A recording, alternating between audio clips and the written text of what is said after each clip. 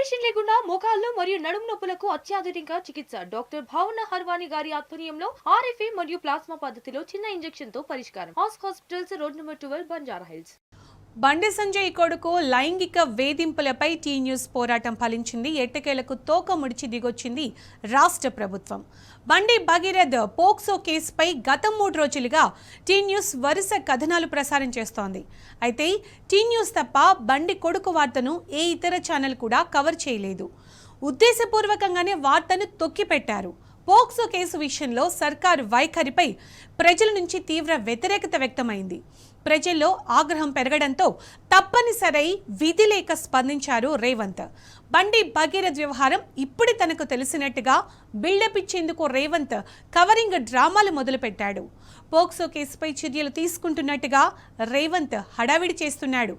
బండి భగీరథపై 8వ తేదీన కేసు నమోదైతే ఎందుకు విచారణ చేపట్టలేదంటూ డీజీపీని రేవంత్ ప్రశ్నించినట్టు మీడియాకు ప్రెస్ నోట్లు విడుదల చేశారు.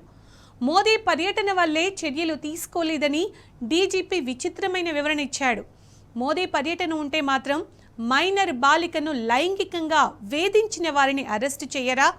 బండి సంజయ్ కొడుకు కాకుండా ఆ ప్లేస్లో ఒక సామాన్యుడు ఉంటే డీజీపీ ఇలాగే సమాధానం చెప్పేవారా? దేశవ్యాప్తంగా చీత్కారాలు ఎదురవ్వడంతో తప్పనిసరై రేవంత్ పోలీస్ శాఖ కలిసి ఈ నాటకం ఆడుతున్నట్టు క్లియర్గా తెలుస్తోంది. ఇక నిన్నటి వరకు పోక్సో కేసు వార్త ఇవ్వని మీడియా సంస్థలు ఇప్పుడు రేవంత్ ఏదో చర్య తీసుకుంటున్నట్టు జనాన్ని నమ్మించడానికి తెగ తంటాలు పడుతున్నాయి.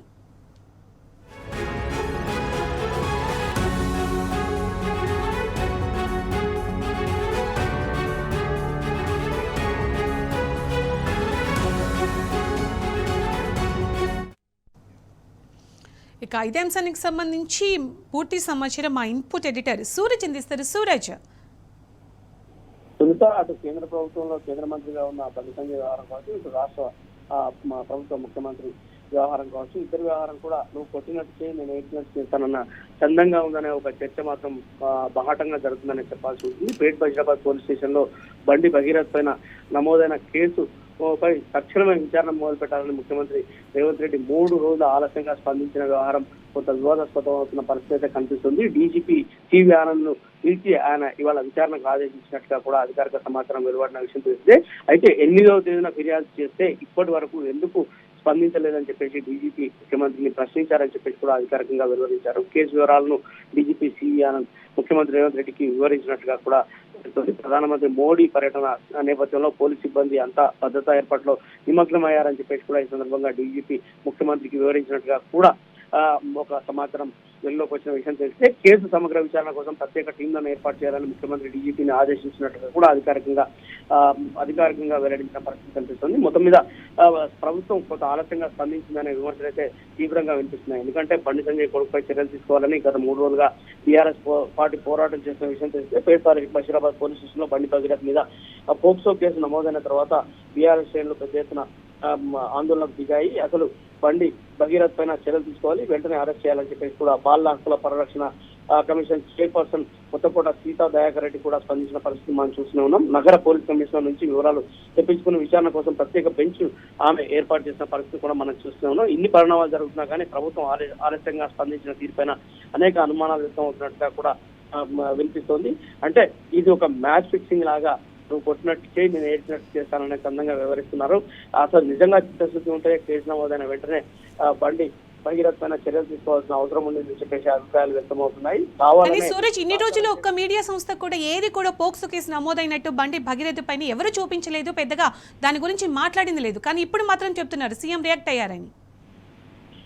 ఖచ్చితంగా మీడియా కూడా స్పందించిన వైఖరి పైన పెద్ద ఎత్తున విమర్శలు వెలువెత్తిన పరిస్థితి మనం చూస్తూనే ఉన్నాం. సోషల్ మీడియా అయితే కూడైపోతున్న పరిస్థితి కనిపిస్తుంది. ఎందుకంటే ఎలక్ట్రానిక్ మీడియా పూర్తిగా ఈ వార్తను విస్మరించిన పరిస్థితి కనిపిస్తుంది. కొద్ది గొప్ప పేపర్లలో అంటే ప్రింట్ మీడియాలో వార్త కనిపించినా కానీ అంతగా పెద్దగా ఫ్లాష్ కాలేదు. 2వ పేజీ 3వ పేజీ పరిమితమయ్యారని ఆరోపణ వినిపిస్తున్న పరిస్థితి మనం చూస్తున్నాను.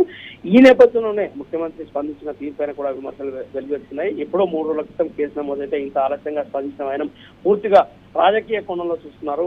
వాళ్ళిద్దరి మధ్యలో నెక్సెస్ కారణంగానే ఇంత సహకారం వహిస్తుంది ప్రభుత్వం అనే ఒక ఆరోపణ అయితే స్పష్టంగా వినిపిస్తుంది. మొత్తం మీద కేసు విచారణ ఆచారం పైన రాజకీయ విమర్శలు తలెత్తుతున్న నేపథ్యంలో డీజీపీ సివి ఆనంద్ పిలిచి రేవంత్ రెడ్డి మందలించారు, వెంటనే విచారణకు ఆదేశించారనే ఒక సమాచారం వెలుగులోకి వచ్చింది. ఇది కూడా ఏదో గత్యంతరం లేని పరిస్థితిలో డీజీపీని పిలిచి సమాచారాన్ని తెలుసుకున్నాను, ఆ తర్వాత విచారణకు ఆదేశించాను, తక్షణం ఆ కేసు పైన స్పందించానని చెప్పేసి కోరాను, ఒక స్పెషల్ టీం ఏర్పాటు చేశానని చెప్పుకోవాల్సిన అగత్యం ఏర్పడిందనే ఒక అభిప్రాయం మాత్రం చాలా స్పష్టంగా వినిపిస్తుంది. Sunitha. Right Suresh, thank you.